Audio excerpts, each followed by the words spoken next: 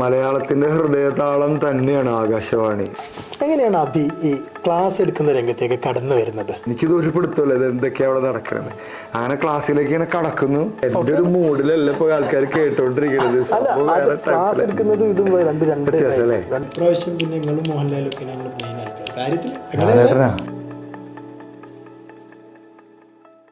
ആകാശവാണി 102.7 മഞ്ചേരി. അപ്പൊ ആകാശവാണിയിൽ ഒരു ഇന്റർവ്യൂവിന് പോകണം. എനിക്ക് ഇഷ്ടപ്പെട്ട 10 പാട്ടുകളെ കുറിച്ച് പറയണം എന്നാണ് അവർ പറഞ്ഞിട്ടുള്ളത്. ഞാനിങ്ങനെ ഇന്നലെ ഇങ്ങനെ ആലോചിക്കായിരുന്നു ഏതൊക്കെയാണ് എനിക്ക് ഇഷ്ടമുള്ള പാട്ടുകൾ എന്ന്. പോലീസുകാർക്ക് നമ്മളോടുള്ള ഒരു സ്നേഹം കണ്ട. അവരെ ഇതിന്റെ മുമ്പ് കൂടെ പോയത് സാറ്. ശരിക്കും പോലീസുകാര് ആ യൂണിഫോം ഇട്ട് പുഞ്ചിരിച്ച് നിന്ന് കഴിഞ്ഞാൽ ഭയങ്കര രസമാണ്. ആകാശവാണിയിൽ എനിക്ക് ഇഷ്ടപ്പെട്ട 10 പാട്ടുകൾ പറയാൻ വേണ്ടി മുനീർ ആമയൂർ എന്ന് പറയുന്ന ആകാശവാണി മഞ്ചേരിയിലെ ആ ചങ്ങായിൻ്റെ അടുത്ത് പോകണം. അങ്ങനെ ആൾക്കിടല മനുഷ്യനാട്ടോ. 21 വയസ്സിൽ ബിസിനസ് സ്റ്റാർട്ട് ചെയ്തു. വേറെ ഉണ്ടോ കടകളുണ്ടോ? പുതിയ വരട്ടെ. ഇപ്പൊ പുതിയ സംഭവം അവിടെ വരുന്നുണ്ട് അല്ലേ? ജോജു പറ്റാളു ഇങ്ങോട്ട് വരുന്നുണ്ട്. എന്തായിരുന്നു എന്ന് പറഞ്ഞ കഥാപാത്രല്ലേ ക്രൗൺ പ്ലാസിൽ അവരിങ്ങനെ വരുന്നു. അപ്പൊ അവൻ പറഞ്ഞു ഇവൻ പടയല്ല എന്താണ് പണി കണ്ടിട്ടുണ്ട്. എന്നോട് പറഞ്ഞു പണി സൂപ്പർ പടാന്ന് പറഞ്ഞു. ഇത് മാത്രം ഞാൻ കേട്ടിട്ടുള്ളൂ. ഞാൻ ജോജുവിനെടുത്തു. ജോജു അടിപൊളി പടാട്ടാ പണി. ആ ഇഷ്ടപ്പെട്ടു. ഞാൻ അടിപൊളി ഇഷ്ടപ്പെട്ടു. ഇയാളെ മനസ്സിലായി വെച്ച് എനിക്ക് മനസ്സിലായില്ല. സിനിമയില് ഡേവി കത്തി നിക്കണാണ്. എന്നിട്ട് എന്നോട് ചോദിച്ചു ഓഹോ ആകാശവാണി മുനീർ സാർ.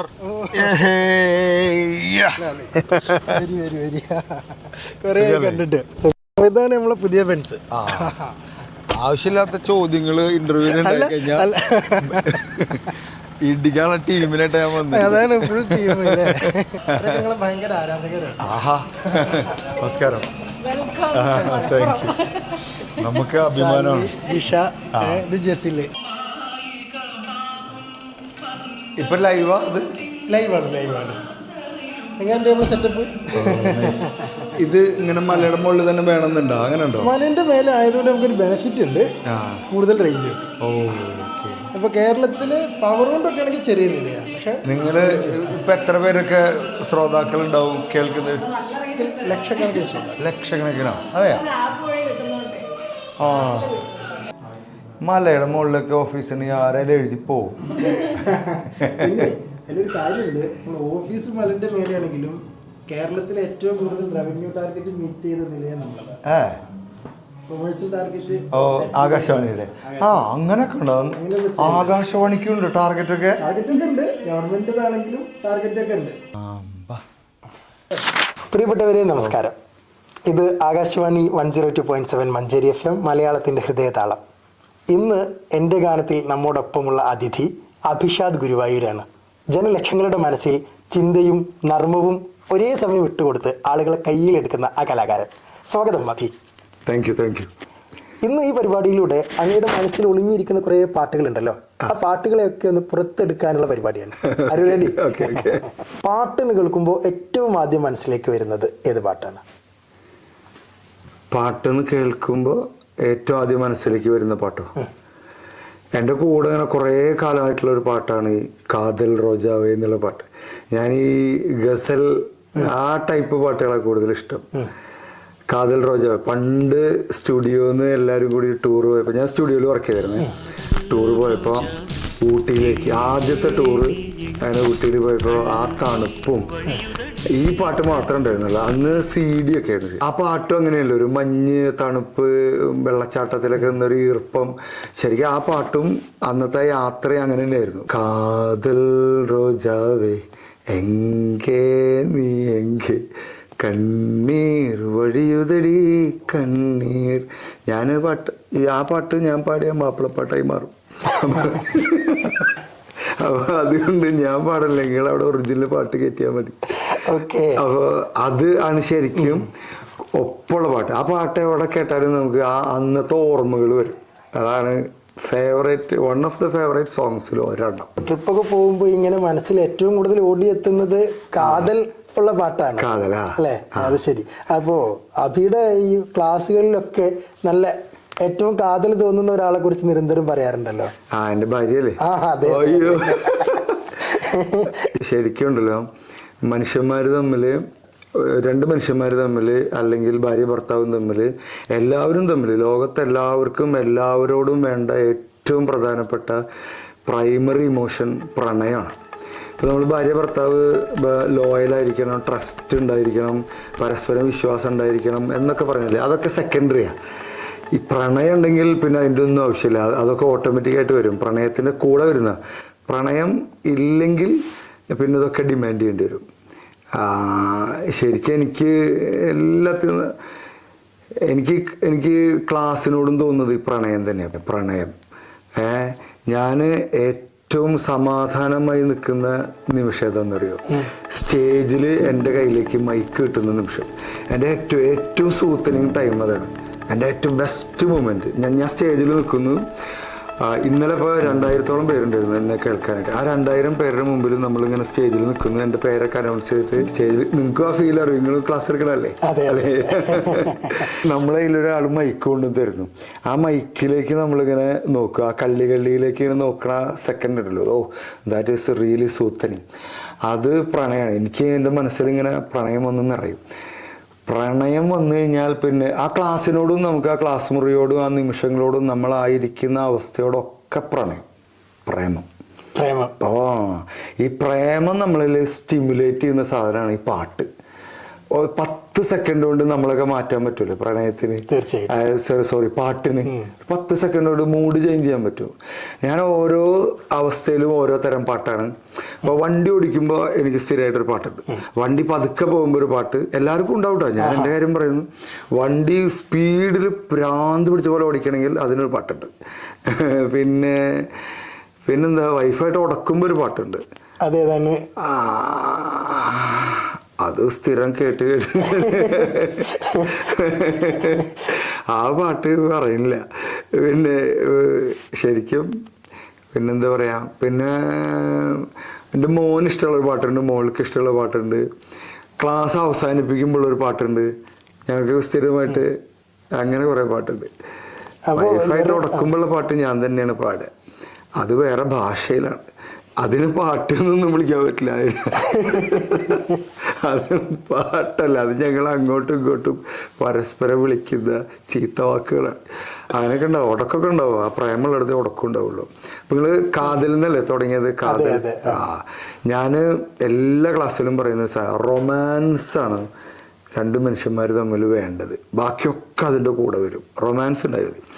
ഇന്ന് രാവിലെയും കൂടി ഞാൻ വൈഫിനോട് ഐ ലവ് യു എന്ന് പറഞ്ഞിട്ട് വന്നേ ഉള്ളൂ. അത് പറയാതെ വരുന്ന ദിവസം തല്ല് കിട്ടാറുണ്ടോ? അല്ലല്ല, അത് മറക്കാതിരിക്കാൻ വേണ്ടി ഇടയ്ക്കിടയ്ക്ക് ഓർമ്മിപ്പിക്കണതാണ്. അത് ശരി. ഭാര്യയെ കുറിച്ച് ഇത്രയേറെ പറഞ്ഞതുകൊണ്ട് തന്നെ ഭാര്യക്ക് വേണ്ടിയിട്ട് ഒരു പാട്ട് കൊടുക്കണ്ടേ? വൈഫിന് ആ ചായപ്പാട്ട് ഏതാടാ? അല്ലല്ല, ഏറെ മോന്തിയായിട്ടുള്ളൊരു മധുരമിട ചായ. എന്താ അറിയോ, ഞാൻ ഈ ചോദിച്ചത് ഓൺ എയർ പ്രോഗ്രാമിൽ ഉണ്ടാവില്ല. അപ്പൊ നിങ്ങൾ പറയണം എന്റെ ഭാര്യക്ക് വേണ്ടി ഈ പാട്ട് എന്നുള്ളത് പറയണം. ഭാര്യനെ കുറിച്ച് കുറച്ച് പൊക്കിയെടുത്തു. പൊക്കാണ്ട് ആലോചിച്ച് കിട്ടണേ എന്തെങ്കിലുമൊക്കെ നല്ലത്. ഒരു മിനിറ്റ്.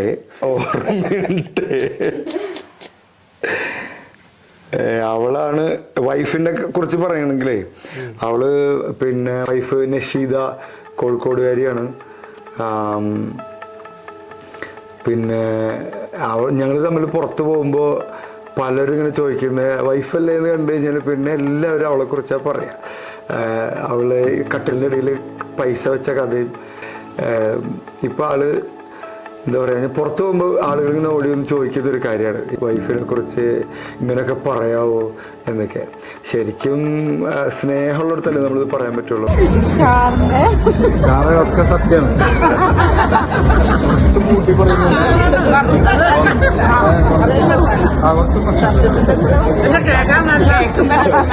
ഞാൻ കഥയൊക്കെ പറഞ്ഞിട്ട് മാഡത്തിന്റെ കഥയൊക്കെ ഉള്ളിടത്ത് പൈസ സഹായിക്കാണ്ട് കുറച്ച് പൈസ സഹായിച്ചിട്ട് 3 വർഷം. പിന്നെ ഫാസ്റ്റ് ഒരു ഹാഫ് നൂഡായിട്ടുള്ള പരസ്യം വന്ന് ഞെട്ടിച്ചതും ഇന്നലെയും കൂടി സാറെന്ന് പറഞ്ഞില്ലേ അതൊക്കെ ശരിക്കുള്ളതാ.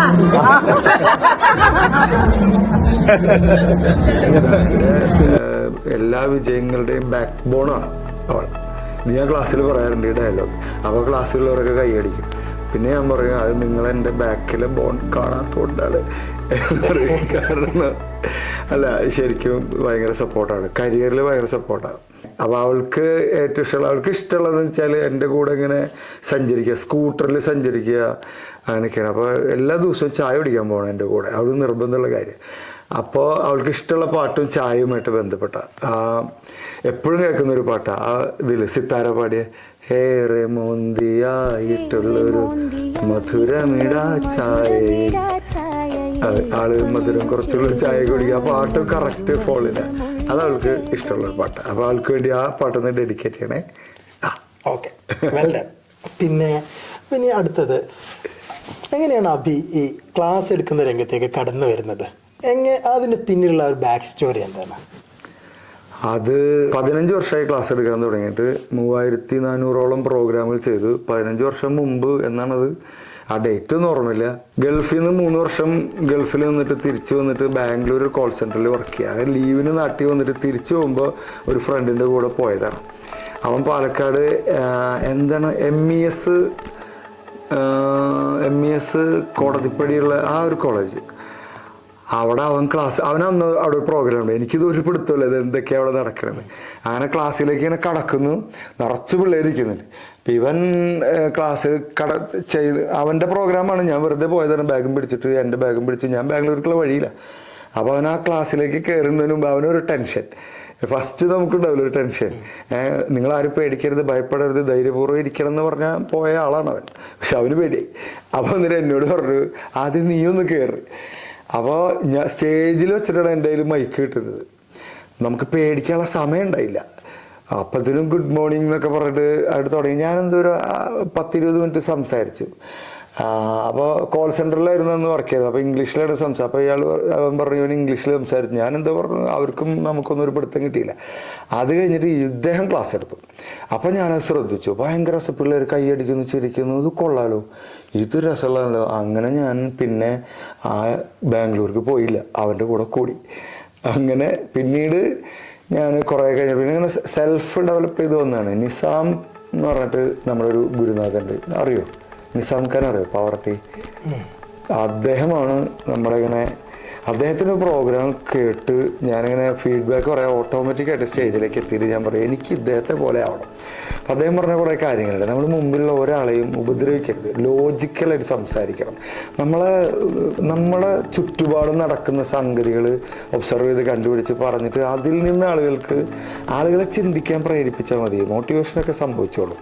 അപ്പോൾ ഞാനത് സംഭവിക്കുക. ഞാൻ ഉണർന്നിരിക്കുന്ന സമയം മുഴുവനും മനുഷ്യന്മാരെയും അവസ്ഥകളൊക്കെ ഒബ്സർവ് ചെയ്യാനായിട്ട് ആണ് ശ്രദ്ധിക്കുന്നത്. ഞാൻ പറയുന്ന ഒരുവിധം കാര്യങ്ങളൊക്കെ എൻ്റെ സെൽഫ് ലേണിങ്ങും നമ്മുടെ സ്വന്തം കണ്ടന്റും സ്വന്തം അനുഭവങ്ങളൊക്കെയാണ്. അതാണ് ആളുകൾക്ക് കൂടുതൽ റിലേറ്റ് ചെയ്യുന്നതൊക്കെ. അങ്ങനെ പിന്നെ എടുത്ത് തുടങ്ങി അങ്ങനെ രൂപപ്പെട്ടതാണ്. തൊട്ട് മുമ്പിലുള്ള അടുത്ത ദിവസം എന്ത് ചെയ്യണമെന്ന് ആലോചിച്ച് അങ്ങനെയാണ് ചെയ്താ. എൻ്റെ ഒരു ആദ്യത്തെ ഒരു 500 ക്ലാസ്സൊക്കെ ഭയങ്കര രസമാണ്. ഒരു 500 രൂപ പോലും കിട്ടിയിട്ടുണ്ടാവില്ല ഒരു ക്ലാസ് ചെയ്ത്. 700 രൂപയ്ക്ക് ഡീസൽ അടിച്ച് പോയിട്ട് 300 രൂപ കിട്ടിയിട്ടുണ്ട്. 250 രൂപ, 100 രൂപ, 250 രൂപയ്ക്ക് എനിക്ക് പ്രതിഫലം തന്നിട്ട് സൂക്ഷിച്ച് ചിലവാക്കണം എന്നൊക്കെ പറഞ്ഞവരൊക്കെ ഉണ്ട്. പിന്നെ ട്രെയിനിലൊക്കെ അന്ന് ഹരല്ലേ, ആളുകൾ കാണുന്നു, നമുക്ക് കൈയിടിയിട്ട് ആളുകളുടെ തിളക്കം. ഫസ്റ്റ് എടുത്ത ക്ലാസ്സിൽ നിന്ന് തന്നെ ഒരു പയ്യൻ വന്നിട്ട് എൻ്റെ അടുത്ത് കെട്ടിപ്പിടിച്ചിട്ടൊക്കെ സംസാരിച്ചിട്ടൊക്കെ ഉണ്ട്. അങ്ങനെ ഇപ്പോൾ 15 വർഷമായി. എല്ലാ ഇവൻറ്റുകളും ഞാനൊരു ഗസലുമായിട്ടാണ് കണക്ട് ചെയ്യുന്നത്. ഗസൽ എനിക്ക് ഏറ്റവും ഇഷ്ടമുള്ള സാധനം ഗസലാണ്. എല്ലാ പ്രോഗ്രാമിൻ്റെ മിക്കവാറും സമയം കിട്ടുന്ന പ്രോഗ്രാമിൻ്റെ മുമ്പൊക്കെ ഞാൻ ചില ഗസലുകൾക്കൊക്കെ, പ്രത്യേകിച്ച് റാസാബീഗത്തിൻ്റെ ഒക്കെ അല്ലേ ആ ഗസലൊക്കെ കേൾക്കും. നമുക്കൊരു സൂത്തനിങ് വരും. എന്നിട്ട് നമ്മൾ ഈ പ്രോഗ്രാമിലേക്ക് കടന്നിട്ട് ഞാൻ പറഞ്ഞില്ലേ ആ ഒരു മൈക്ക് നോക്കുമ്പോൾ കിട്ടുന്നൊരു സൂത്തനിങ്. അത് കഴിഞ്ഞ് സംസാരിച്ച് തുടങ്ങി ഒരു മൊമെൻറ്റിൽ നമ്മുടെ ഈ സ്നേഹവും പ്രണയവും ആത്മാർത്ഥതയും ജെന്യൂനിറ്റിയൊക്കെ ഈ ഓഡിയൻസിനെ കിട്ടും. നമ്മൾ അവരെയും സ്വീകരിക്കും. പിന്നെ അവിടുന്ന് അതങ്ങോട്ട് ഒരു പോക്ക് പോകും. പിന്നെ ബാക്കിയൊക്കെ സ്പോണ്ടേനിയസ് ആയിട്ട് ഇങ്ങനെ സംസാരിക്കുന്നതാണ്, അല്ലാണ്ട് വരുന്നതാണ്. അങ്ങനെ സംഭവിക്കും എല്ലാ ക്ലാസ്സുകളിലും. ചിലതിൽ സംഭവിക്കില്ല, അപ്പോൾ അത് ഡ്രൈ ആയിട്ട് പോകും. അപ്പോൾ അങ്ങനെ പ്രോഗ്രാമിന് മുമ്പ് ഞാൻ കേൾക്കുന്ന പാട്ടാണ് നമ്മുടെ സംസാരിച്ചൊന്ന് വിട്ടുപോയി, റാസാബീഗത്തിൻ്റെ ഏത് പാട്ടാണ്? ഏറ്റവും ഇഷ്ടപ്പെട്ട ഗസൽ മാറുന്നു. ഏറ്റവും ഇഷ്ടപ്പെട്ട ഗസൽ അല്ല, ഞാൻ ഇതിലേക്ക് പോയി. തന്ന ലിസ്റ്റിലുണ്ടോ? ഓമലാളി നിന്നെ ഓർത്ത്. ഈ പ്രോഗ്രാമിന് മുമ്പുള്ള ഈ ടെൻഷനൊക്കെ ഒന്ന് മാറാനായിട്ട് ഇങ്ങനെ അത് പ്രോഗ്രാമിനനുസരിച്ചാട്ടോ. മറ്റേ ഇടിച്ചുപൊളി പ്രോഗ്രാമാണെങ്കിൽ വേറെ പാട്ട് വയ്ക്കും. സൂത്തനിങ് ആയിട്ടുള്ള പ്രോഗ്രാമാണെങ്കിൽ ഓമലാളി കാത്തിരിപ്പിൽ സൂചിമുനയിൽ മമ്മക്കിനാക്കൽ. അവിടെ പാട്ട് മറന്നടാ. ഓമലാളെ നിന്നെയോർത്ത് കാത്തിരിപ്പിൻ സൂചി മുനയിൽ മമക്കിനാക്കൾ കോർത്ത് കോർത്ത് ഞാൻ നിനക്കൊരു മാല തീർത്തു, ഞാൻ നിനക്കൊരു മാല തീർത്തു. ഭയങ്കര വോയിസ്, ആത്മാവിലേക്ക് ഇങ്ങനെ തുളച്ച് കയറും ആ വോയിസ്. അപ്പോൾ ഒന്ന് കാമാവും. അപ്പോൾ അങ്ങനെ നല്ല അടിപൊളി സൂത്തനിങ് പ്രോഗ്രാം ആണെങ്കിൽ ഈ പാട്ട് കേട്ട് പോകുന്നു. ഇനി ജെൻ സിക്കുള്ള ഒരു പ്രോഗ്രാമാണ്, നല്ല അടിപൊളി പിള്ളേരുള്ള എനർജറ്റിക് പ്രോഗ്രാം ആണെങ്കിൽ അതെങ്ങനെ ഡീൽ ചെയ്യും? അത് നമ്മുടെ കൂട്ടത്തിലുള്ള ടീനോട് 5 മിനിറ്റ് വർത്താനം പറഞ്ഞാൽ മതി. അത് ഒന്നും കൂടി പറഞ്ഞോളൂ. അതല്ല, ജെൻസിക്കുള്ള ക്ലാസ് ഒക്കെ എടുക്കുകയാണെങ്കിൽ അതിന് മുമ്പ് നമ്മുടെ കൂട്ടത്തിലുള്ള ടീനോട് 5 മിനിറ്റ് വർത്താനം പറഞ്ഞാൽ മതി. അപ്പോൾ നമുക്ക് ആകെ ഒരു വെകിളിയൊക്കെ പിടിക്കും. പിന്നെ ആ പാട്ട് ഏതായിരുന്നുടാ? എല്ലാ പ്രോഗ്രാം കഴിഞ്ഞ് ലാസ്റ്റ് വെക്കുന്നൊരു പാട്ടുണ്ട്. അത് ഒരു മധുരക്കിനാവിൻ ലഹരിയിലെന്നു കുടമുല്ലപ്പൂ വിരിഞ്ഞു. ഇന്നലെ ഒരു പ്രോഗ്രാമില് നീറ്റ് ആസ്പിറൻസ് പിള്ളേർ 10,000-2,000 കുട്ടികളുണ്ട്. ആ പ്രോഗ്രാം കഴിഞ്ഞിട്ട് ഞാൻ പ്രോഗ്രാമിന്റെ ലാസ്റ്റ് ഭാഗത്ത് ഒരു പാട്ട് വെച്ചു കൊടുത്തു. പാട്ട് വെച്ചിട്ട് പിള്ളേരെന്നെ പറഞ്ഞു ഇപ്പോൾ ഒരു പാട്ട് വെക്കണം. അപ്പോൾ ഞാൻ പറഞ്ഞു പഴയ പാട്ടാണ്, നിങ്ങൾ ഡാൻസ് നിങ്ങൾക്ക് കണക്ട് ചെയ്യുമെന്ന് ചോദിച്ചു. പിള്ളേർക്കൊക്കെ അറിയാം ഈ പാട്ട്. ഒരു മധുരക്ക് എല്ലാവരും ഡാൻസ് ചെയ്തില്ലേ, ആ 2,000 കുട്ടികൾ ഡാൻസ് ചെയ്തു ആ പാട്ടിൽ. അടിപൊളി പരിപാടിയായിരുന്നു. വേണമെങ്കിൽ ഞാൻ അതിൻ്റെ സൗണ്ട് നമ്മളിൽ ഇടാട്ടോ. അടിപൊളി വരും. അപ്പോൾ ആ പാട്ട് വെച്ചിട്ട് ആ പിള്ളേർ ജെൻസിന്നൊന്നും പറഞ്ഞ് മാറ്റിയെടുത്തിട്ടുണ്ട്. പിള്ളേർക്ക് പഴയ പാട്ടുകളൊക്കെ കണക്റ്റ് ആവുകയും പാടിയിട്ടാണ് ഡാൻസ് ചെയ്തില്ലേ ആ കുട്ടികൾ. മധുരക്ക് പഴയ പാട്ടല്ലേ. ഞങ്ങളിന്ന് വരുമ്പോൾ റഹ്മാന്റെ ഒരു വലിയൊരു ബോർഡ് ഉണ്ട്. റഹ്മാൻ അയാളാണ് അതിൽ 17 വയസ്സിൽ സൂപ്പർ സ്റ്റാർ ആയ മനുഷ്യൻ. അയാളാണ് അതിൽ അഭിനയിച്ചിട്ടുള്ളത്. ആ മധുരക്കിനാവിൽ ആളുകൾക്ക് കുറച്ചും കൂടി ഒരു വൈബിലേക്കൊക്കെ പോകണമെന്ന് തോന്നുന്നൊരു ഉണ്ടല്ലേ, ലാസ്റ്റ് ഒരു ഫൈനൽ മൊമെന്റിൽ ഒരു എലിവേഷൻ കിട്ടാൻ വേണ്ടി ഡബ്സി ഇല്ലുമിനാട്ടി. അതിന്റെ അർത്ഥമൊക്കെ നോക്കി കഴിഞ്ഞാൽ വേറെ എന്തൊക്കെയായിരിക്കും, പക്ഷെ സംഭവം അതിന്റെ ബീറ്റ് അടിപൊളിയാണ്. ഇല്ലുമിനാട്ടി അല്ലേ, ആളുകൾ കണ്ട ഒരു തുള്ളും അത് അതിൽ വെക്കാറുണ്ട്. ഇങ്ങനെ ഇല്ലുമിനാറ്റി എന്നുള്ള പാട്ട് പ്രോഗ്രാമിൻ്റെ ലാസ്റ്റ് വെക്കും. അത് വളരെ എല്ലാവരും ഡാൻസ് ചെയ്യുന്നതാണ്. നമ്മൾ ശരിക്കും, ഞാൻ എന്നിട്ട് അതിന് മുമ്പ് ആളുകളോട് പറയും, നമ്മൾ ശരിക്കും ഈ എക്സ്പ്രഷൻ കുറവാണ് മലയാളികൾക്ക്. പഞ്ചാബികളുടെ കല്യാണങ്ങളൊക്കെ ഉണ്ടുണ്ടോ, എല്ലാവരും ഡാൻസ് ചെയ്യും. 3 ദിവസം 4 ദിവസം കല്യാണം. ഇപ്പോൾ ഉണ്ട് കേട്ടോ, ഡാൻസൊക്കെ വരുന്നുണ്ട്. പഞ്ചാബികളുടെ കല്യാണമൊക്കെ അച്ഛനും അമ്മയും മക്കളും എല്ലാവരും കളർഫുള്ളാണ്. ജീവിതത്തെ മൊത്തം കളർഫുള്ളായിട്ട് കാണുന്നവരവർ. അവരെ സിനിമയിലൊക്കെ കണ്ടിട്ടില്ലേ ഡാൻസൊക്കെ? നമ്മളൊക്കെ പണ്ടെങ്ങനെയായിരുന്നു 10-15 വർഷം മുമ്പൊക്കെ കല്യാണങ്ങൾക്കൊക്കെ ഡാൻസില്ല ഒന്നുമില്ല. ആകെ ആ കല്യാണ വീട്ടിൽ ഡാൻസ് ചെയ്യുന്ന 2 എണ്ണം വിട്ടിട്ട് ഡാൻസ് ചെയ്യുന്ന ഒരു അമ്മാവനായിരിക്കും. ബാക്കി എല്ലാവരും മസിലും പിടിച്ചിരിക്കും. ഒരാൾ പാട്ടൊക്കെ പാടുന്നുണ്ടാവും, നമ്മളിങ്ങനെ ഉള്ളിൽ ഡാൻസ് ചെയ്യണമെന്നുണ്ടാവും, പുറത്തേക്ക് വരില്ല. പക്ഷെ ഇപ്പോൾ പുതിയ തലമുറ അതൊക്കെ മാറ്റി. ഇപ്പോൾ കല്യാണ വീട്ടിൽ ഏറ്റവും കൂടുതൽ ഡാൻസ് ചെയ്യുന്നത് കല്യാണ പെണ്ണും ചെക്കനുമാണ്. കല്യാണ പെണ്ണും ചെക്കനും ഏറ്റവും നന്നായി ഡാൻസ് ചെയ്യും. അമ്മമാരൊക്കെ മാറി, പിള്ളേർ വേറെ ലെവലായി. ഈ ജെൻസി പിള്ളേരെല്ലാവരും മാറ്റി നിർത്തണതൊക്കെ പറയും. ഞാൻ പറയും കുറേയും കൂടിയും നല്ല പിള്ളേരാണ് ജെൻസി പിള്ളേർ. അവർക്ക് ഒരു ആത്മവിശ്വാസമുണ്ട്, സ്വന്തം തീരുമാനങ്ങളുണ്ട്, ജീവിതത്തെ കുറേയും കൂടിയും ആഘോഷിക്കണമെന്നുണ്ട്. നമ്മളാണ് ഈ നൊസ്റ്റാൾജിയെ പിടിച്ച് നിൽക്കുന്ന ആള്. നമ്മുടെയൊക്കെ കല്യാണത്തിന് വേണ്ട, അല്ലെങ്കിൽ അത്തരം കാര്യങ്ങളിലേക്ക് പോകണ്ട. ഓരോ തലമുറ കഴിയുന്നതോറും ആളുകൾ പറയാം പഴയതൊക്കെ കുറേ നല്ലതാണ്, എന്നാണ്. ആകാശവാണിയിൽ ഇരുന്നിട്ട് ഇത് പറയാൻ പാടുണ്ടോ എന്നറിയില്ല. ഞാൻ പറയുന്നത് അല്ല, പഴയതിലും നല്ലതും പുതിയതും മോശം അങ്ങനെ ചിന്താഗതി ഒന്നും ആവശ്യമില്ല. കുറേ നല്ല കാര്യങ്ങളുണ്ട് പഴയത്. പക്ഷേ നമ്മളിങ്ങനെ ചെറിയ ശരികളിൽ നിന്നും വലിയ ശരികളിലേക്ക് പോവുക. നമ്മൾ കുറേയും കൂടിയും ജീവിതം ആസ്വദിക്കുന്ന ഈ പുതിയ പിള്ളേരല്ലേ, യാത്ര ചെയ്യുന്നതും ഒക്കെ ആയിട്ട്. നമ്മൾ മറ്റേ ജോൺസൺ മാഷ്, മഴ, കട്ടൻ എന്നും പറഞ്ഞിട്ട് ചായ, പരിപ്പ് വട. പക്ഷെ അത് രസാട്ടോ, അത് ഭയങ്കര ഫീൽ തന്നെയാണ്. നമ്മുടെ പഴയ കുറേ ഇമോഷൻസ് ലിഫ്റ്റ് ആവും. അതിന് പറ്റിയ പാട്ട് ആകാശവാണി, വയലും വീടും. മലയാളത്തിൻ്റെ ഹൃദയതാളം തന്നെയാണ് ആകാശവാണി. ഈ ഏത് തലമുറയിലും ഇപ്പം എത്ര FM വന്നാലും എന്തൊക്കെ ഉണ്ടെങ്കിലും നമ്മളൊക്കെ പറയണെങ്കിൽ ആകാശവാണിക്ക് ഒപ്പം വളർന്ന ഒരു തലമുറയാണ്. ആ പാട്ട് കേട്ട് നമ്മൾ എത്രയോ നിമിഷങ്ങളിൽ എല്ലാ ടൈപ്പ് പാട്ടുകളും ഉണ്ടല്ലോ. പ്രണയിക്കുന്നവർക്കും പ്രണയം പൊളിഞ്ഞവർക്കും പിന്നെന്താ പറയാ അതിന് പറ്റിയ പിന്നെന്തൊക്കെയാണ് എല്ലാ ടൈപ്പ് എല്ലാ ആളുകൾക്കും പറ്റിയ ഉണ്ടല്ലോ. കുറേ കാലമായിട്ടുള്ള ആഗ്രഹമാണ് ഇങ്ങോട്ട് വരണം. അന്ന് ഈ NSS കോളേജിൽ വന്നപ്പോൾ അദ്ദേഹം പറഞ്ഞിരുന്നു ആകാശവാണി ഇതാ കാണുന്നതാണെന്ന് അന്ന് പറഞ്ഞു. അത്രയും വർഷമായി, 10-12 വർഷമായി. അന്ന് മുതലേ ആഗ്രഹിക്കുന്നതാണ് ഇവിടെ വരണം എന്നൊക്കെ. അപ്പം ഇങ്ങനെ വരാൻ പറ്റി.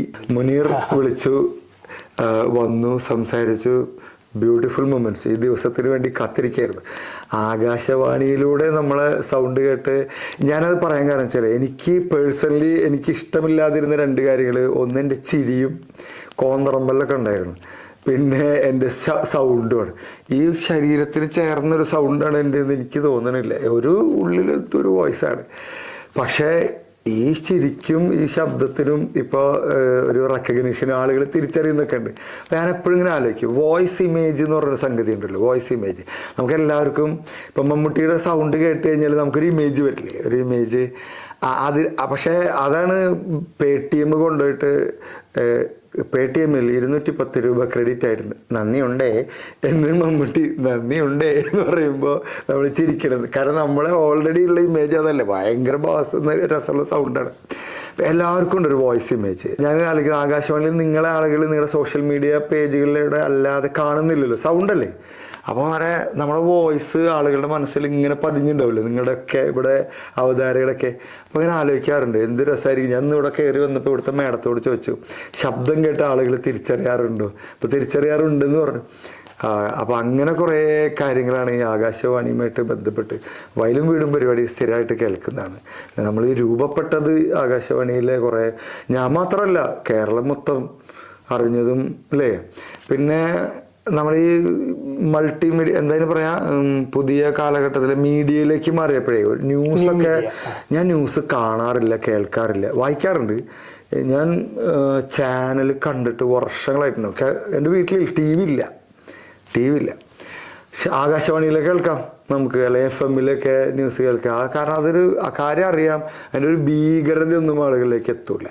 അങ്ങനെ ഒരു ഞാൻ പറയുന്നത് നമ്മുടെ ജീവിതവും ഗസലും ഈ സൂത്തനിങ്ങും ഒക്കെ കൂടി ബന്ധപ്പെട്ട അതുമായിട്ട് കണക്റ്റാണ് ഈ ആകാശവാണി എന്നുള്ളത്. ഇപ്പോൾ ഹൃദയത്തോട് ചേർന്ന് നിൽക്കുന്ന ആയതുകൊണ്ട് മഞ്ചേരി ആകാശവാണിയിലെ ഹൃദയതാളം എൻ്റെയും കൂടി താളമാണ്. അപ്പം എന്നാൽ ഇനിയൊരു പാട്ട് കൊടുത്തോളൂ, അതിന് പറ്റിയൊരു പാട്ട്. ഇനി ശരിക്കും വേണ്ടത് ഒരു ചായയും പരിപ്പോടിയാണ്. ചായയും പരിപ്പോടിയും കിട്ടണമെങ്കിൽ നിങ്ങൾ ആദ്യം പാട്ട് പറഞ്ഞു. ഇനി അതാ ഒരു പാട്ട് പറയടാ. ഇഷ്ടപ്പെട്ട ഗായകൻ, ഭാവഗായകൻ എന്ന പേരിൽ അറിയപ്പെടുന്ന ജയചന്ദ്രൻ, P. ജയേന്ദ്രൻ അല്ലേ, അദ്ദേഹത്തിൻ്റെ വോയിസ് ഏത് പാട്ട് പാടിയാലും അത് ഭയങ്കര ഇഷ്ടമാണ്. എവിടെ നിന്നാണ് ആ വോയിസ് വരുന്നത് അല്ലേ, സ്വർഗീയ ശബ്ദമാണത്. എന്തേ ഇന്നും വന്നില്ല എനിക്കും ഗോഡ്സനും ഇഷ്ടമുള്ളതാണ്. ഞങ്ങൾ രണ്ട് തലമുറ ആയതുകൊണ്ട് അവൻ്റെ പാട്ട് എനിക്കും പിടിക്കില്ല, എൻ്റെ പാട്ട് അവനും പിടിക്കില്ല. പക്ഷെ ഞങ്ങൾക്ക് രണ്ടുപേർക്കും പിടിക്കുന്ന ഒരു പാട്ടാണ് എന്തേ ഇന്നും വന്നില്ല. ആ പാട്ട് ബ്യൂട്ടിഫുൾ സോങ്ങാണ്. ചില പാട്ടുകൾ ആരെ പാടിയെന്നൊന്നും അറിയില്ല, പക്ഷെ ഇഷ്ടം കൊണ്ട് ഇങ്ങനെ മനസ്സിൽ കയറിയിട്ട് കുറേ കാലം കഴിഞ്ഞിട്ട് മനസ്സിലാവുക നമുക്ക് ഇഷ്ടപ്പെട്ട ആളാണ് അത് പാടിയത് എന്നുള്ളത്. അങ്ങനെ യാത്രകൾ നല്ല ഇഷ്ടമല്ലേ, യാത്രകളെ കുറിച്ച് പറഞ്ഞിട്ട് ഒരു പാട്ടിലേക്ക് വരാം. നമ്മൾ ഇവന്റിന് പോകുമ്പോൾ ആ ഇവന്റിനനുസരിച്ച് പാട്ട് വയ്ക്കും. അപ്പോൾ നമുക്ക് മൂഡ് സെറ്റാവും. ഞാൻ ജെൻസി പിള്ളേർക്കൊക്കെയാണ് ക്ലാസ് തന്നെ കുറച്ച് സ്പീഡിൽ സ്പോർട്ട് മോഡിലൊക്കെ ഇട്ടിട്ട് സ്പീഡിലിട്ട് ഇപ്പോഴാണ് ഞാൻ മട ട്രാൻസിലെ പാട്ട് മടയിലെ ചെമ്മാനം പൂത്തേ നോക്കുന്നുണ്ട് പൂതി പുത്തല്ലേ കെട്ടിക്കെട്ടിട്ടുണ്ട് ആ ബീറ്റൊക്കെ ആയിട്ട് നമ്മൾ നേരെ സ്റ്റേജിലേക്ക് നമ്മുടെ മനസ്സിനും ശരീരത്തിനും ഒക്കെ ആ താളായിരിക്കും ആ വർത്താനൊക്കെ മൂടായിരിക്കും. തിരിച്ചു വരുമ്പോൾ ക്ലാസ് നന്നായാലൊരു പാട്ട്, പൊളിഞ്ഞാൽ വേറെ പാട്ട്. അതുണ്ട്. പൊളിഞ്ഞാൽ എന്തിനീ ജന്മം എന്തിനീ നാണം ക്ലാസ് അതാകെ ഒരു പാട്ടില്ലേ ഏതാ അത് പിന്നെ ഇവരൊക്കെ ഇരുന്ന് പാടും. അത് പാടാൻ ആവേശം കൂടുതൽ. നമ്മളിപ്പോൾ അടുത്ത കാലത്ത് ഏതൊരു പ്രോഗ്രാം പോയിട്ട് പൊളിഞ്ഞ് പാളിസായിട്ട് വന്നു. അതേവിടെ പറയണ്ട പ്രോഗ്രാം പറയണ്ട, ഭയങ്കര ഷോക പൊളിയാറില്ല. 99% സക്സസ് റേറ്റ് ഉള്ള ഒരു പ്രസ്ഥാനം അത്. പക്ഷെ എന്തായാലും പൊളിഞ്ഞ് ഞങ്ങളത് ആഘോഷിക്കും. അപ്പോൾ ചിലപ്പോൾ സൗണ്ട് സിസ്റ്റം പിന്നെ ആളുകളും ഇതൊക്കെ ആയിട്ട് ചിലപ്പോൾ അലമ്പാവും. ചിലത് നമ്മൾ വിചാരിച്ചതിനൊക്കെ ഗംഭീരം. അപ്പോൾ നമ്മൾ പൊളിച്ചടക്കി ഒരു. പിന്നെ ഇനി കുറച്ച് ഇന്റർനാഷണൽ അനുഭവങ്ങൾ പറയാം. മറ്റു രാജ്യങ്ങളിലൊക്കെ പോയത്, അവിടുത്തെ പ്രവാസികൾക്കിടയിലുള്ള അനുഭവമോ കാര്യങ്ങളോ ഒക്കെ ഒന്ന് വെച്ചിട്ട് ഇതിപ്പോ പ്രവാസികൾ കേൾക്കൂലേ നല്ലോണം, ഇഷ്ടം പോലെ കേൾക്കും. അവരാണ് ഏറ്റവും കൂടുതൽ FM അവിടുത്തെ FM ഒക്കെ കേൾക്കും. ഇവിടുത്തെ കേൾക്കും, റാപ്പ് വഴി കേൾക്കും. ഓക്കെ. ശരിക്കും ആകാശവാണിയുടെയും അതുപോലെ FM-ന്റെ ഒക്കെ ഏറ്റവും റേഡിയോ സംസ്കാരം ഏറ്റവും കൂടുതൽ നെഞ്ചോട് ചേർക്കുന്നത് പ്രവാസികളാണ്. ഷാർജയിൽ നിന്ന് ദുബായിലേക്ക് ഷാർജയിൽ നിന്ന് വരുന്ന വണ്ടി 4-5 മണിക്കൂർ എടുത്തിട്ട് ആ ബ്ലോക്കിൽ വിട്ടിട്ടാണ് വരിക. അവരാണ് ഇത് ഏറ്റവും കൂടുതൽ കേൾക്കുന്നതെന്ന് തോന്നും. ചില സിനിമകളിലൊക്കെ അത് കാണിച്ചിട്ടുണ്ട്. ഗൾഫിൽ ഞാൻ ഒരു 10-40 പ്രാവശ്യം പോയി പ്രോഗ്രാം എടുക്കാനായിട്ട്. ഓൾമോസ്റ്റ് ഓൾ ഗൾഫ് കൺട്രീസിൽ പോയി. അവിടെ പാട്ടുമായി ബന്ധപ്പെടുത്തിയിട്ട് എന്ന് പറയാ അതേതാണ് അല്ല അങ്ങനെ വേണമെന്നില്ല. ഞാൻ പറയുന്നത് അവിടുത്തെ പറഞ്ഞു വേണമെങ്കിൽ അറബിക്ക് അദ്ദേഹത്തെ ഒരു പാട്ടിട്ട് കൊടുക്കാം, അങ്ങനെ. അല്ലാതെ അവർക്കായിട്ട് അങ്ങനെ ആ ഒരു തീമിൽ വരുന്നൊരു പാട്ട് കൊടുക്കുക, അത്രേ ഉള്ളൂ. ഗൾഫ് ഞാനൊരു 2.5 വർഷം കുവൈത്തിലുണ്ടായിരുന്നു. എനിക്ക് കുവൈത്തിലുണ്ടായിരുന്ന കുറച്ച് കൈപ്പേറിയ അനുഭവങ്ങളാണ്. എന്നെ ഒരു വിസ തട്ടിപ്പ് ചതിയിലൊക്കെ പെട്ട് മരുഭൂമിയിൽ പോയിട്ട് ആടുജീവിതം കഥ കേട്ടിട്ടില്ലേ, അതിന് കുറച്ചൊക്കെ അനുഭവിച്ച ആളാണ് ഞാൻ. അവിടെ പോയി പെട്ടിട്ടുണ്ട്, ആടിനെയും ഒക്കെ അതൊക്കെ ഉണ്ടായിട്ടുണ്ട്. ഞാൻ എൻ്റെ പ്രോഗ്രാമിലൊക്കെ പറയാറുണ്ട്. അപ്പോൾ അങ്ങനെ കുറേ അനുഭവിച്ചു, കുറേ കിടന്നു. 1.5-2 വർഷം മരുഭൂമിയിലൊക്കെ കിടന്ന് ഈ സ്വാതന്ത്ര്യമൊക്കെ ശരിക്കും അനുഭവിച്ചത് അന്നാണ്. ഗാന്ധിജീനെ ഭയങ്കര ഇഷ്ടമായിരുന്നു. കാരണം അതിന് സ്വാതന്ത്ര്യ മനുഷ്യൻ നേടിത്തന്നത് അദ്ദേഹം. അവിടെ പോയി പെട്ട് അന്ന് പാട്ടൊന്നുമില്ല, പാട്ട് പോയിട്ട് ജീവിക്കണം എന്നുള്ള ആഗ്രഹം, മരിക്കണം എന്നുള്ള പരിപാടിയൊക്കെ ആയിരുന്നു. അങ്ങനെ കുറേയൊക്കെ അനുഭവം വലിയ ഇമോഷണൽ കഥയാണ്. അവിടുന്ന് പിന്നെ തിരിച്ചു വന്നിട്ടാണ് നമ്മൾ ഈ ലൈഫിലേക്കൊക്കെ എത്തിപ്പെട്ടത്. ആ അനുഭവങ്ങൾ അവിടെ ഇരുന്നോട്ടെ, അത് വേണ്ട. അത് ഞാൻ പ്രോഗ്രാമിലൊക്കെ പറയാറുണ്ട്. അതിന്റെ വീഡിയോസ് നമ്മൾ ഇതുവരെ ഇട്ടിട്ടൊന്നുമില്ല. അങ്ങനെ കുറെ ഗൾഫുമായിട്ട് ബന്ധപ്പെടുമ്പോൾ അതൊരു ട്രോമയാണ്. മരുഭൂമിയിൽ കിടന്ന് ഇപ്പോഴും എനിക്ക് ഗൾഫിലേക്ക് പോകുമ്പോൾ ആ മണടിക്കും നമുക്ക്. ഗൾഫിനൊരു മണമുണ്ട്. ഈ പള്ളികളിലൊക്കെ ഒരു കാർപ്പറ്റിനൊക്കെ ഒരു മണം. ആ മണടിച്ച് കഴിഞ്ഞാൽ മറ്റേ ഓർമ്മ വരും. അതൊക്കെ ഉണ്ട്. ശരിക്കും നമ്മളെ രൂപപ്പെടുത്തിയത് ആ കാലഘട്ടമൊക്കെ കേട്ടോ. ഭയങ്കര ഒറ്റയ്ക്ക് മരുഭൂമിയിൽ ഇങ്ങനെ രക്ഷപ്പെടുമെന്ന് ഉറപ്പില്ലാണ്ട് ഇങ്ങനെ കിടന്ന ഒരു കാലഘട്ടം ഉണ്ടായിട്ടുണ്ട്.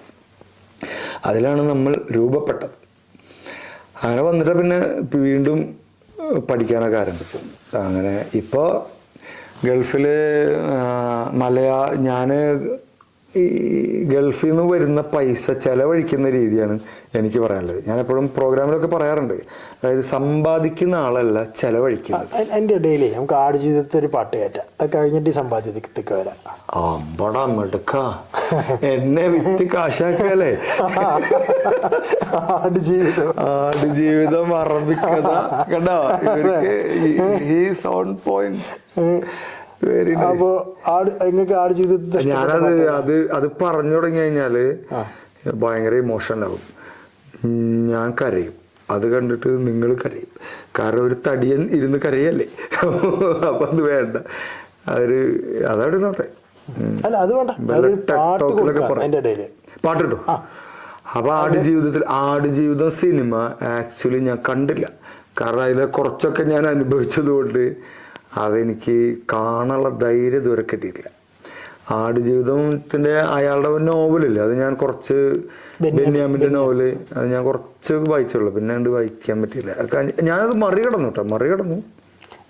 പെരിയോനെ എന്നുള്ള പാട്ട് പറഞ്ഞോളെ. പെരിയോനെ അതിലെ കുറേ കാര്യം എൻ്റെ അനുഭവം ഞാൻ ഗോഡ്സനോട് പറഞ്ഞപ്പോൾ അവൻ പറഞ്ഞു ആടുജീവിതത്തിൽ ഏതാണ്ട് അതേ സ്റ്റോറി ഉണ്ട്. അവസാനം നമ്മളെ വന്ന് രക്ഷിക്കുന്ന ഒരാള് അതൊക്കെ എനിക്കുണ്ടായിട്ടുണ്ട്. This is so original. Okay, അന്ന് ഞാൻ പിന്നെ എൻ്റെ വൈഫിൻ്റെ ഫോട്ടോ നോക്കിയിട്ടാണ് അവിടെ ഇരുന്നിരുന്നത് കേട്ടോ. അതാണ് എനിക്ക് അവളോടുള്ള പ്രണയം. അന്നൊരു പാട്ടുണ്ട്, ശരിയാ, ദടുക്കല്ലേ ദിൽ ने ये कहा है दिल से मोहब्बत हो गई है तुमसे मेरी जान मेरे दिल भर मेरे एतबार कर लो. ആ പാട്ടറിയോ? तुम जो कहते तो चांद तारों को तोड़ लाऊंगा मैं इन हटाओं को इन कदमों को मोड़ लाऊंगा. ആ പാട്ട് അത് എനിക്ക് ഓർമ്മയുണ്ട്. ഓക്കെ, പഴയൊരു പാട്ട്. അപ്പോൾ അവളുടെ ഒരു ഫോട്ടോ ഉണ്ടായിരുന്നു കയ്യിൽ, ഞങ്ങളിങ്ങനെ പ്രേമിച്ച് നടക്കുന്ന കാലത്തെ ഒരു ഫോട്ടോ. അപ്പോൾ അത് ഇങ്ങനെ കണ്ടുകൊണ്ടിരിക്കും. അതൊരു ഭയങ്കര ഇമോഷനാണ്. ഞാൻ പതുക്കെയാണ് പറയണല്ലേ, ഞാൻ എന്റെ ഒരു മൂഡിലല്ല ഇപ്പൊ ആൾക്കാർ കേട്ടോണ്ടിരിക്കുന്നത്. കുഴപ്പമില്ലല്ലോ, ഒരു പ്രശ്നമില്ല. ക്ലാസ് എടുക്കുന്ന ശൈലി ഇതില് പറ്റൂലല്ലേ. അത് മൈക്ക് വെച്ച് നമ്മൾ ഒരു മാസിന് പറയും, ഇത് 1-on-1 കേൾക്കുന്ന ഓരോരുത്തരും സ്പെഷ്യലായിട്ട്.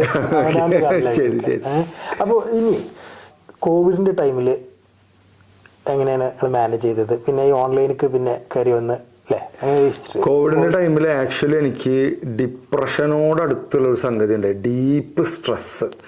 കാരണം എല്ലാ ദിവസവും പ്രോഗ്രാം ചെയ്യുന്ന ആളാണ് ഞാൻ.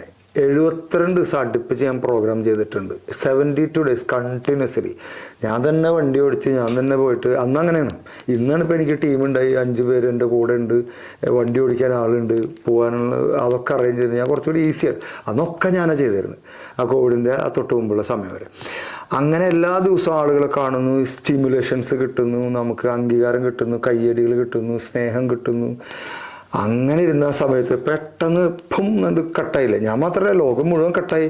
പിന്നെ ഇത് എന്താവുന്നു ഒരു പിടുത്തമല്ലോ. അങ്ങനെ ഞാൻ ഇരുന്ന് 2-3 മാസമൊക്കെ പിടിച്ചു നിന്നു. പിന്നെ എനിക്കിങ്ങനെ കയ്യിൽ നിന്ന് പോയി. ആ സിനിമയിൽ പറഞ്ഞില്ലേ, എൻ്റെ കിളി പോയിരിക്കുമെന്ന്, ഏതൊരു പടത്തിൽ, കുമ്പളങ്ങി നഴ്സിൽ. അതേപോലെ കോവിഡ് തുടങ്ങിയിട്ട് ആ ലോക്ക്ഡൗൺ ഒക്കെ പീരീഡ് കഴിഞ്ഞൊരു 3 മാസമൊക്കെ കഴിഞ്ഞപ്പോൾ ഓൾമോസ്റ്റ് കഴിഞ്ഞു പോയി. ലോക്ക്ഡൗൺ രസമായിരുന്നു, നമ്മളിതിപ്പോൾ തീരുന്ന വിചാരിച്ചത്. അതുകൊണ്ട് ലോക്ക്ഡൗൺ ആസ്വദിച്ചു. ചക്കയും മാങ്ങയും ചക്കക്കൊരു ഷെയ്ക്കൊക്കെ ഉണ്ടാക്കി തന്നു വൈഫ്. 2 ദിവസം കഴിഞ്ഞിട്ടാണ് ഞാൻ നോർമലായത്. അപ്പോൾ അതൊക്കെ ഉണ്ടാക്കി, അല്ല ചക്കക്കൊരു ഷെയ്ക്ക് അതൊക്കെ ഉണ്ടായി. ചിക്കൻ ബക്കറ്റിലുള്ള ചിക്കൻ കഴിച്ചു.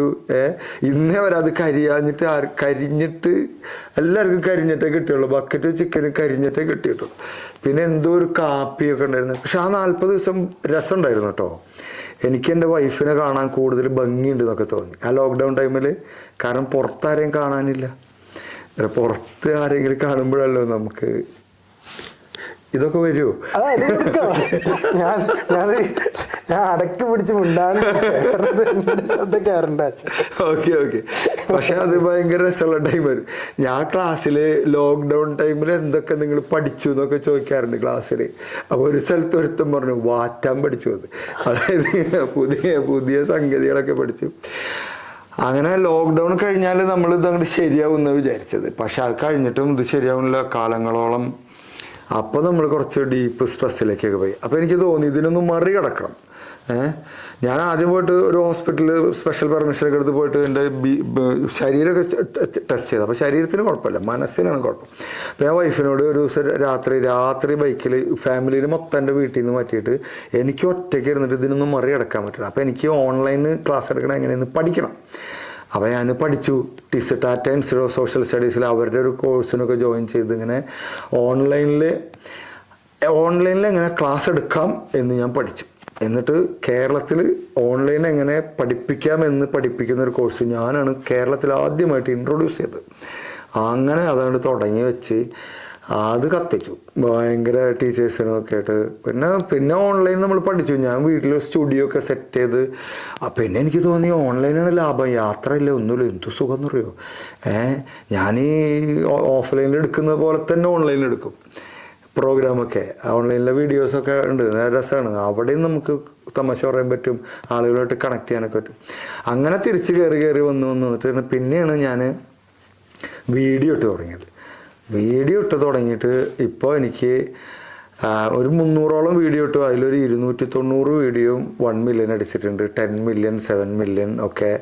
കുറേ വീഡിയോ 45 കോടി വ്യൂസ് യൂട്യൂബിൽ, 3 മില്യൺ ഫോളോവേഴ്സ്, അങ്ങനെയൊക്കെ സിനിമയിലേക്കൊക്കെ വിളിച്ചിട്ടുണ്ട്. പിന്നെ അതിന് നിങ്ങൾക്ക് ഇഷ്ടപ്പെട്ട സിനിമകളെ കുറിച്ചോ അങ്ങനെ എന്തെങ്കിലുമൊക്കെ അങ്ങനെ ഉണ്ടോ?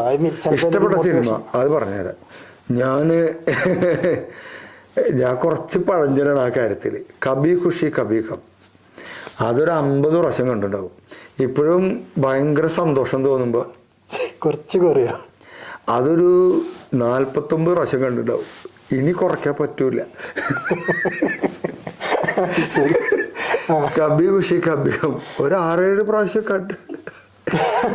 കരിയില അനങ്ങണത് കേട്ടു. അങ്ങനെയല്ലോ ഞാനൊരു പുലിയൊക്കെ ഞാൻ നിൽക്കുമ്പോണ്ടേ 10-15 പുലി, 15 ഒരു 5 പുലി. അപ്പോൾ ഒരെണ്ണം എൻ്റെ അവസാനം കരിയിൽ അനങ്ങണത് കേട്ട് അതുവരെ എത്തിച്ച. അല്ല 50 പറയണ്ട, ശരിയാ തള്ളാന്ന് വിചാരിക്കും. 2 മോട്ടിവേഷൻ ട്രെയിനറെ തളർത്താൻ പാടില്ല, അത് ഇതിൽ അനുവദിക്കണം. കബി ഖുഷി കബി ഗം എൻ്റെ ഒരു ഇമോഷണൽ ഫിലിമാണ്. കബി ഖുഷി കബി ഗം കണ്ടവർക്കറിയാം. ഷാറുഖ് ഖാൻ ലണ്ടനിൽ ഷാറുഖ് ഖാൻ ആ ഷോപ്പിംഗ് കോംപ്ലക്സിലുള്ളപ്പോൾ ഇദ്ദേഹത്തിൻ്റെ അമ്മ അതിലേക്ക് കടക്കുന്ന സീനൊക്കെ കണ്ട ഇപ്പോഴും രോമാഞ്ചവും കരയൊക്കെ ചെയ്യും ഞാൻ. പിന്നെ ട്രോയ് എന്ന് പറഞ്ഞ സിനിമ ഉണ്ട്.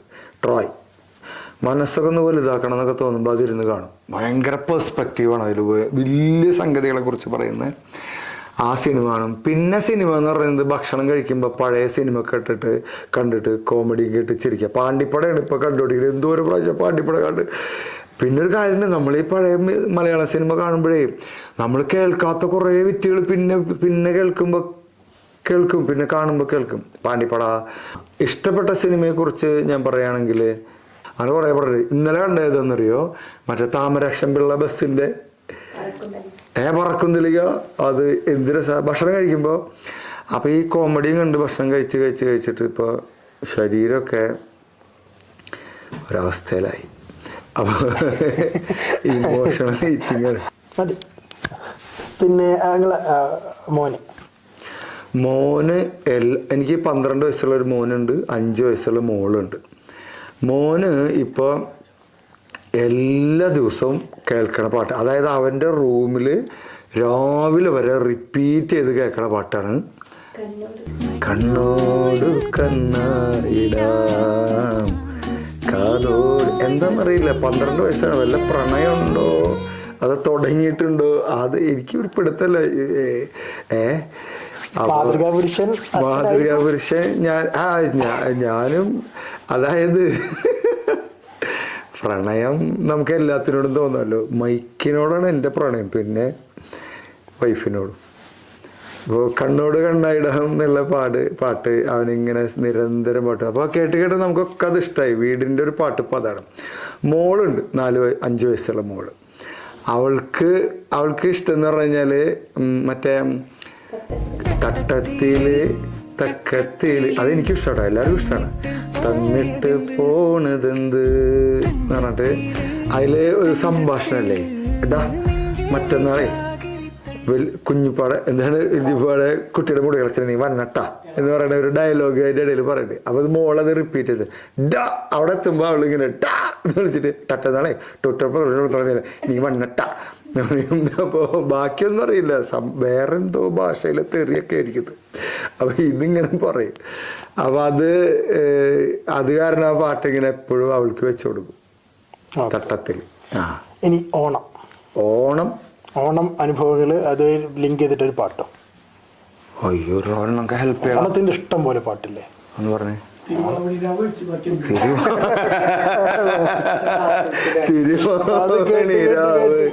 അതൊക്കെ മടുത്തൂലേ മനുഷ്യന്മാര്.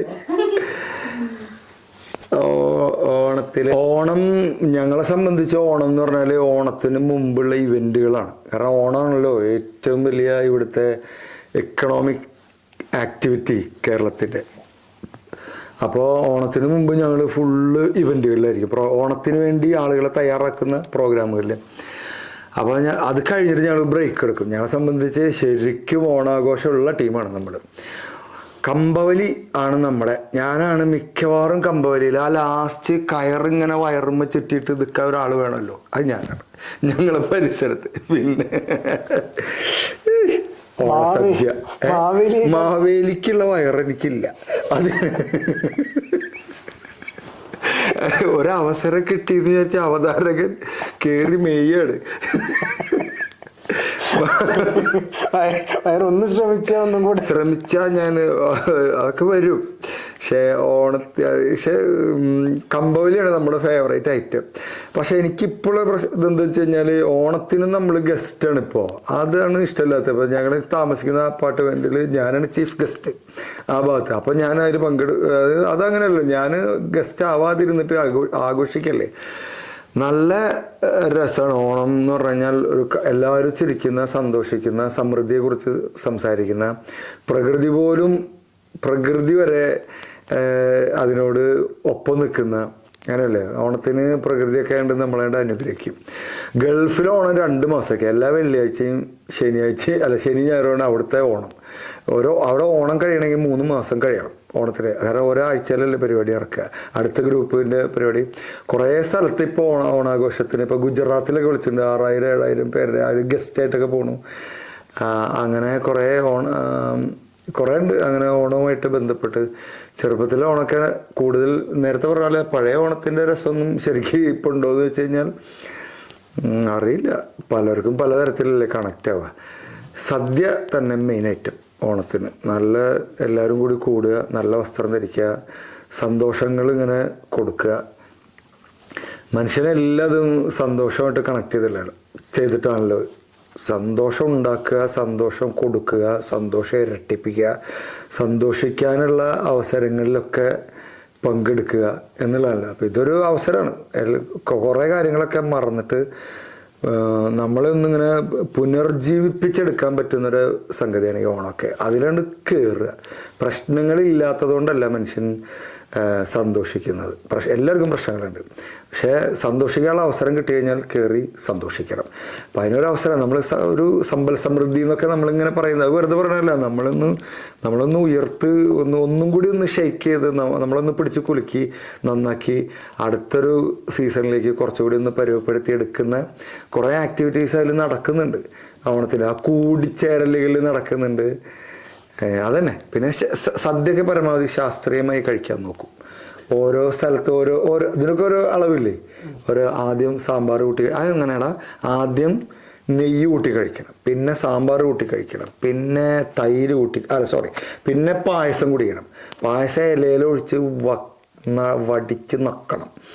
പിന്നെ പരിപ്പ് പായസം കൂട്ടി കഴിക്കണം, പരിപ്പ്.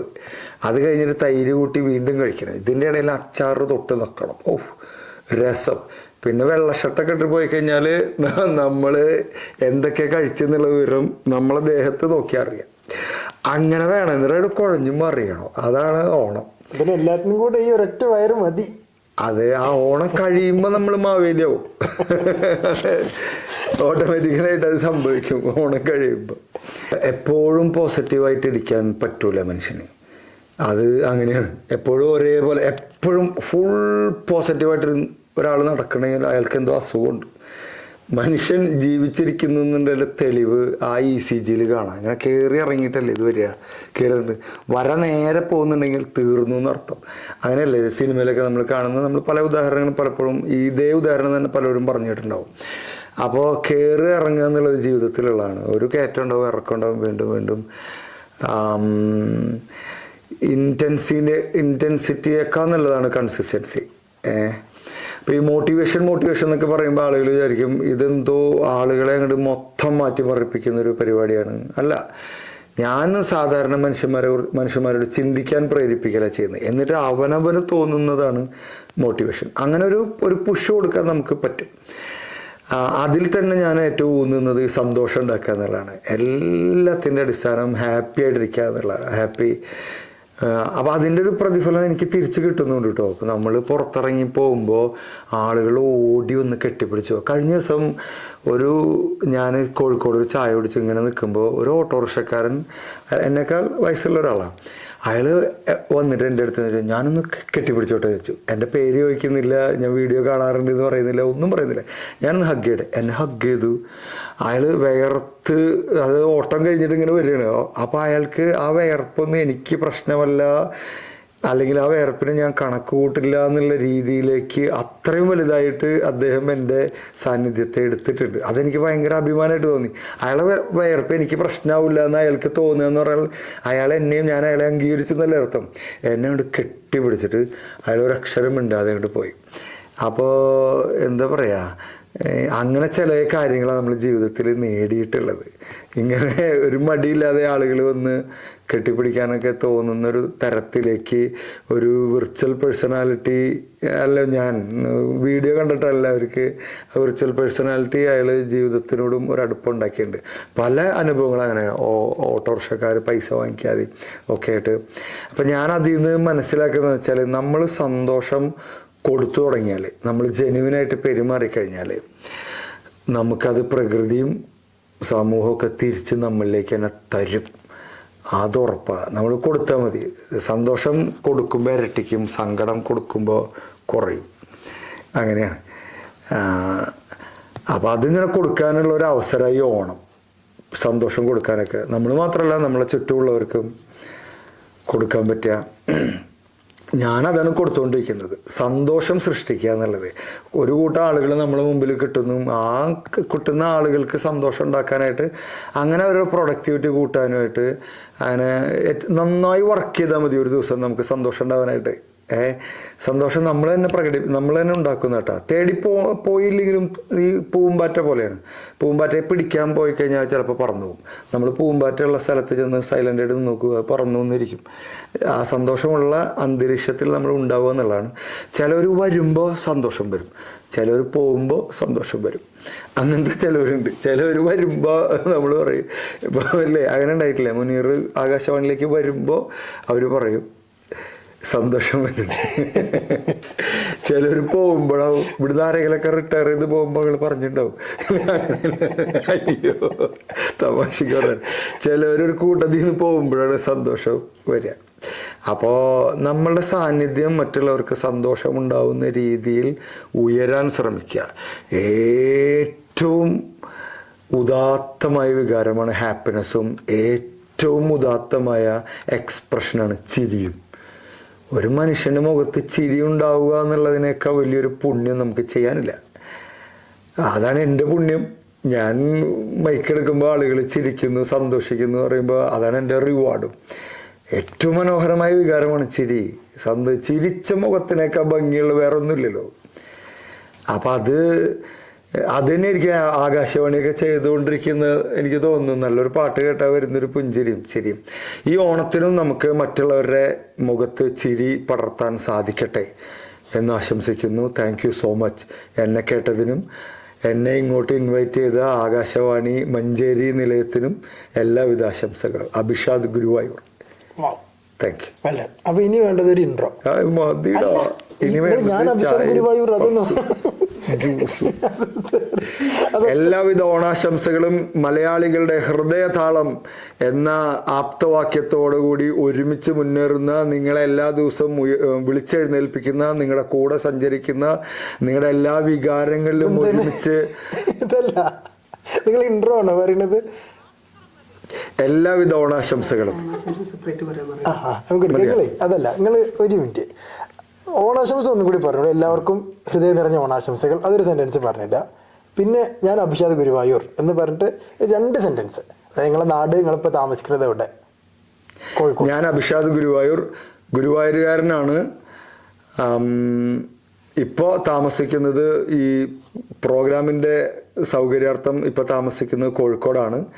കോഴിക്കോട് നിന്നാണ് വിവാഹം കഴിച്ചത്. കേരളത്തിലെ ഏറ്റവും സ്നേഹമുള്ള ആളുകൾ കോഴിക്കോടുകാരാണ് എന്നാണ് എന്നോട് പറഞ്ഞത്. ആ പറഞ്ഞ ആളുമായി ഞാനിപ്പോൾ തെറ്റിയിരിക്കുകയാണ്. അതൊന്നും കൂടി ഒരു കുടുംബകലഹം ഉണ്ടാക്കണം.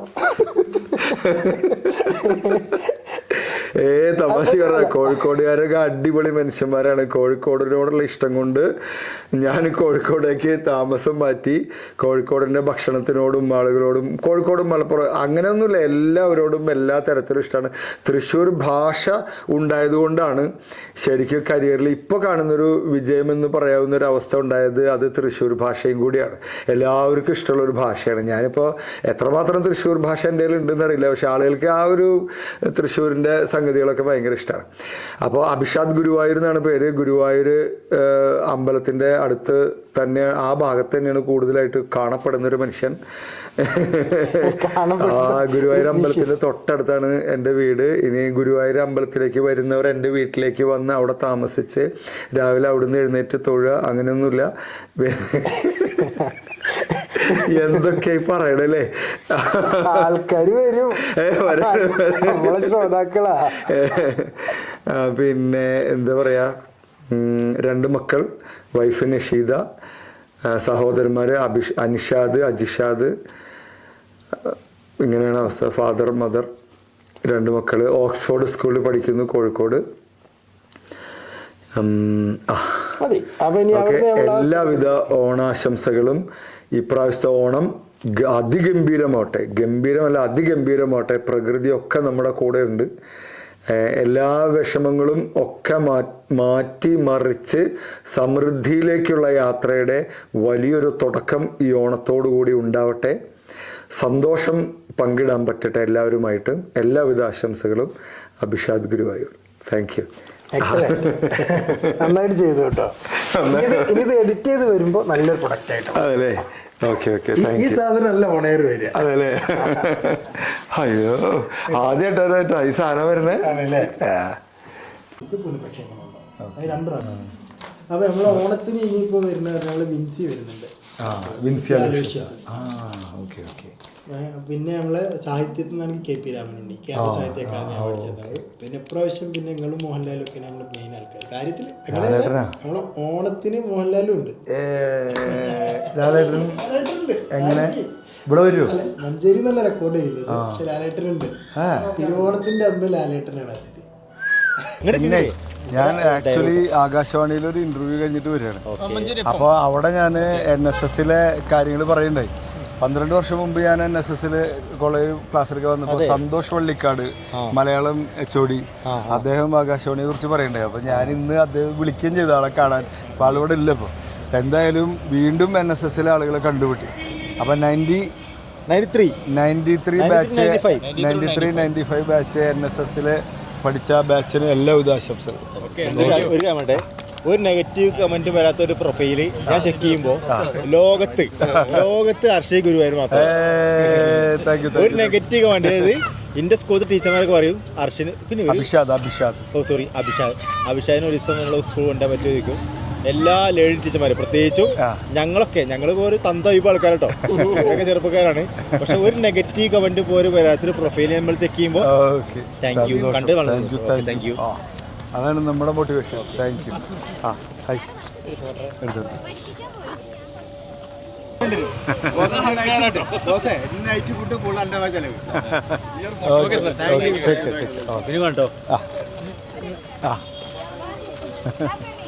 കഴിച്ചോ?